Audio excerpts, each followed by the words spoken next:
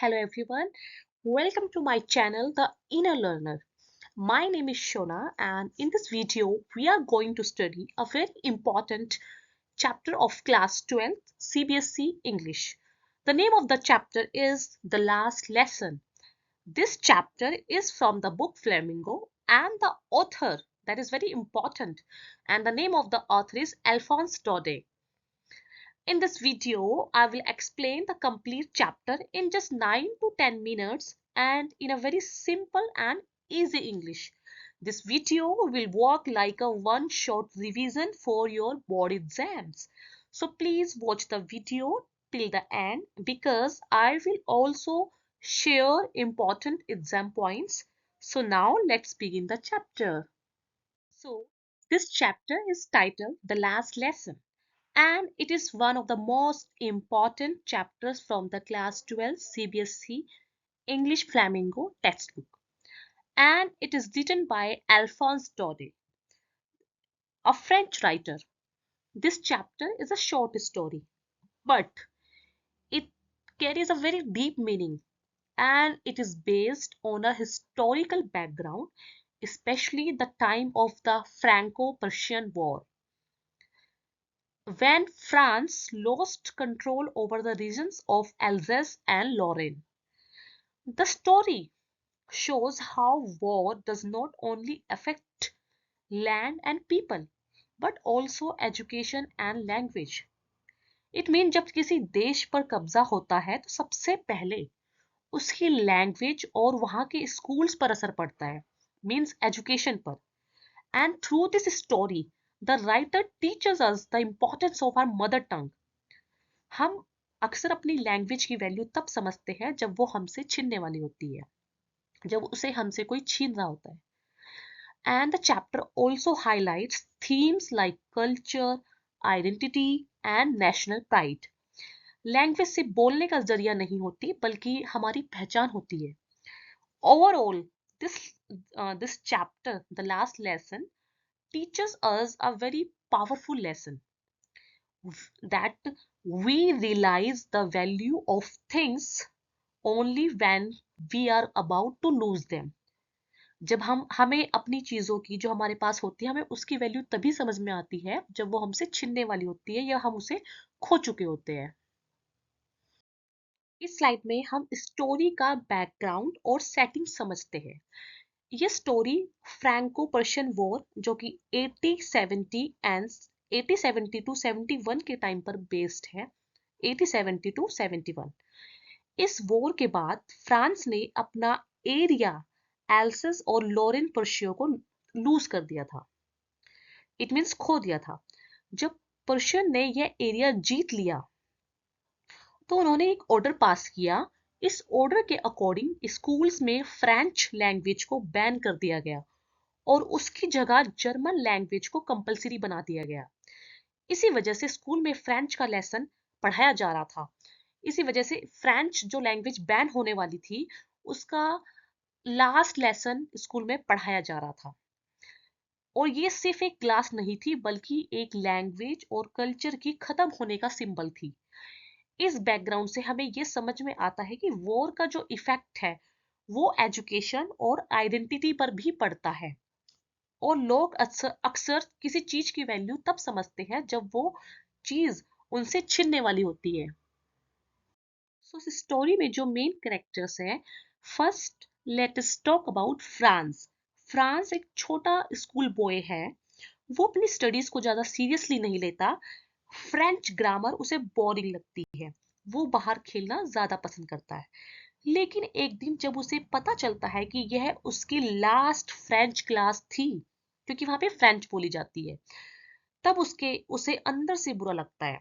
उसे guilt feel होता है. तब फ्रांस समझता है कि उसने अपनी लैंग्वेज और एजुकेशन की वैल्यू पहले नहीं समझी. राइटर फ्रांच के थ्रू हमें ये मैसेज देता है कि हम अक्सर चीजों की इंपॉर्टेंस तब समझते हैं जब वो हमसे छिनने वाली होती है. Now let us talk about mister Hemil. Mister Hemil एक फ्रेंच टीचर है जो 40 सालों से सेम स्कूल में पढ़ाने आ रहे हैं. वो बहुत ज्यादा डेडिकेटेड और डिसिप्लिन टीचर है. अपने लास्ट डे पर वो जब स्पेशल कपड़े पहनते हैं जो रिस्पेक्ट और सीरियसनेस दिखाते हैं, वो पूरे इमोशन के साथ पढ़ाते हैं, क्योंकि वो फ्रेंच लैंग्वेज अपनी अपनी कल्चर और अपने कंट्री से बहुत प्यार करते हैं। मिस्टर हैमल के कैरेक्टर से हमें ये सीखने को मिलता है कि हमें अपनी मदर टंग, अपने कल्चर और अपने टीचर्स को हमेशा रिस्पेक्ट करना चाहिए। सो स्टोरी की स्टार्टिंग होती है फ्रांस से। फ्रांस एक छोटा स्कूल बॉय है जो स्कूल जा रहा होता है, लेकिन उसका मूड बिल्कुल ठीक नहीं होता। आज उसकी फ्रेंच क्लास में पार्टिसिपल्स का लेसन था और उसने बिल्कुल प्रिपेयर नहीं किया था। इसलिए वो बहुत डर रहा होता है और सोचता है कि काश स्कूल ना जाना पड़े। रास्ते में उसे नोटिस बोर्ड पर कुछ लोग खड़े हुए दिखते हैं जो उसे और नर्वस कर देते हैं। जब फ्रांस क्लासरूम में एंटर करता है तो उसे एक स्ट्रेन साइलेंस फील होती है। नॉर्मली क्लास में नॉइज होता है, लेकिन आज बिल्कुल शांत होता है। उसे ये देखकर और सरप्राइज होता है कि गांव के कुछ लोग भी बैक बेंचेस पर बैठे हुए हैं। मतलब पीछे भी कुछ हमारे विलेज से लोग बैठे हुए हैं। तब फ्रांच को लगता है कि आज कुछ अलग होने वाला है। क्लास के अंदर फ्रांस देखता है कि मिस्टर हैमिल ने आज स्पेशल क्लोथ्स पहने हुए हैं जो वो नॉर्मली नहीं पहनते। तब मिस्टर हैमिल अनाउंस करते हैं, जो उनके टीचर है जो 40 साल से 40 ईयर से उस स्कूल में पढ़ा रहे हैं। तो मिस्टर हैमिल अनाउंस करते हैं कि आज इट मींस आज हम सबका इस क्लासरूम में फ्रेंच लेसन है जो कि लास्ट लेसन है। इट मींस आज उनका लास्ट फ्रेंच लेसन है, क्योंकि जर्मन ऑथोरिटीज ने ऑर्डर दिया है कि अब स्कूल्स में फ्रेंच नहीं, सिर्फ जर्मन लैंग्वेज पढ़ाई जाएगी। यह सुन के पूरा क्लासरूम इमोशनल हो जाता है। मिस्टर हैमल बहुत कामली और बहुत ही सिंसियरली फ्रेंच लैंग्वेज की इंपॉर्टेंस समझाते हैं। वो बताते हैं कि लैंग्वेज सिर्फ वर्ड्स नहीं होते, बल्कि कल्चर और आइडेंटिटी होती है, हमारी पहचान होती है। फ्रांच को अपनी गलती का एहसास होता है, तो और वो सोचता है कि उसने फ्रेंच को लाइटली क्यों लिया। एंड में क्या होता है, मिस्टर हैमल ब्लैक बोर्ड पर लिखते हैं वीवा ला फ्रांस, जिसका मतलब होता है कि मतलब ये स्लोगन है जो शो करता है कि we should pride and respect for France. अपनी कंट्री से प्यार होना, मतलब जो हमारी लैंग्वेज है फ्रांस, वो हमेशा रहे। एंड जो मिस्टर हैमिल जो ब्लैक बोर्ड पे लिखते हैं वीवा ला फ्रांस, ये क्या है, उनका लव और रिस्पेक्ट दिखाता है अपनी कंट्री के लिए, अपनी लैंग्वेज को लेकर। ये स्टोरी हमें सिखाती है वही सेम लाइन जो मैंने आपको पहले भी बताई है कि हमें चीजों की वैल्यू तब समझ में आती है या हम तब समझते हैं जब वो हमसे छिनने वाली होती है। In this chapter, the most important theme is love for one's language. The story clearly shows that language is just not a subject. It is connected with our identity and culture. जब French language को school से हटा दिया जाता है तब लोगों को रियलाइज होता है कि उनकी लैंग्वेज कितनी इंपॉर्टेंट थी। The next theme is linguistic pride. Mr. Hamels feels proud of the French language and wants students to respect it. He believes that जब तक लोग अपनी लैंग्वेज को संभाल कर रखते हैं तब तक कोई भी पावर उन्हें completely डिफीट नहीं कर सकती। Another strong theme is patriotism. Viva le France लिखना एक साइलेंट प्रोटेस्ट था। मिस्टर हेमल जो कि 40 ईयर से इस स्कूल में पढ़ा रहे हैं, उन्होंने ब्लैक बोर्ड पर लिखा था वी वाला फ्रांस, जो कि एक साइलेंट प्रोटेस्ट था। ये दिखाता है कि मिस्टर हेमल जो है उन्हें अपने देश से कितना प्यार है। This chapter also talks about loss and regret. France और विलेजर्स दोनों रिग्रेट करते हैं कि उन्होंने पहले लैंग्वेज जो कि उनकी लैंग्वेज फ्रेंच है और एजुकेशन को सीरियसली क्यों नहीं लिया। Finally the story highlights the importance of mother tongue.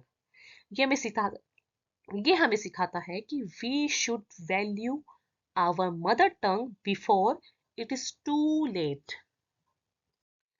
The main message of the last lesson is very clear and very emotional. इस चैप्टर से हम ये सीखते हैं कि हमें अपनी लैंग्वेज और एजुकेशन की वैल्यू हमें तब समझ में आती है जब वो हमसे छीन ली जाती है. फ्रांस और विलेजर्स के जो लोग थे, विलेजर्स जो थे, उनको फ्रेंच लैंग्वेज की इंपॉर्टेंस तब समझ में आती है जब जो उनकी लैंग्वेज या फ्रेंच उसको स्कूल में बैन कर दिया जाता है कि अब वो नहीं पढ़ाई जाएगी. And the chapter also shows that language is not just a subject, it is the identity of a nation.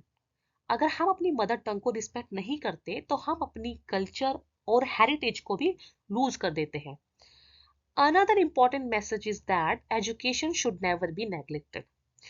हमें एजुकेशन को कभी भी इग्नोर नहीं करना है. फ्रांस जैसे स्टूडेंट्स पढ़ाई को लाइटली लेते हैं but later they regret it. उनको पछतावा होता है, रिग्रेट करते हैं. So the story teaches us to respect our language, our teachers, our culture and never take education for granted. कभी भी education को हमें for granted नहीं लेना है. So finally, अगर हम चैप्टर द लास्ट लेसन को देखें तो ये एक very emotional and patriotic chapter है. ये सिर्फ एक स्टोरी नहीं है बल्कि एक स्ट्रॉन्ग मैसेज देता है. इस चैप्टर के थ्रू हमें ये समझ आता है कि लैंग्वेज और कल्चर की वैल्यू टाइम पर समझनी चाहिए, वरना बाद में सिर्फ रिग्रेट, पछतावा रह जाता है. आज के टाइम में आज के टाइम में भी ये चैप्टर बिल्कुल रेलेवेंट है क्योंकि हम अक्सर अपनी मदर टंग और अपनी कल्चर को लाइटली ले लेते हैं. मिस्टर हैमन और फ्रांच के एक्सपीरियंस से हमें ये सीख मिलती है कि एजुकेशन को कभी भी इग्नोर या नेग्लेक्ट नहीं करना चाहिए. इसलिए the last lesson flamingo book के मोस्ट इम्पॉर्टेंट चैप्टर्स में से एक है जो हमें लैंग्वेज, कल्चर और नेशन के लिए, अपने देश के लिए रिस्पेक्ट सिखाता है.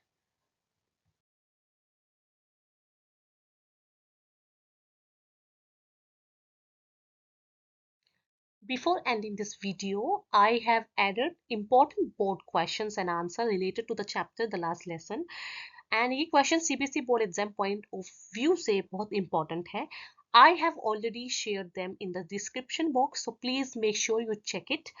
अगर आप इन questions को properly read कर लोगे, then summary, themes, characters और messages को सब clear हो जाएगा. This will help you in short answers, long answers, and even MCQs. So don't skip it and go through the questions once before your exam.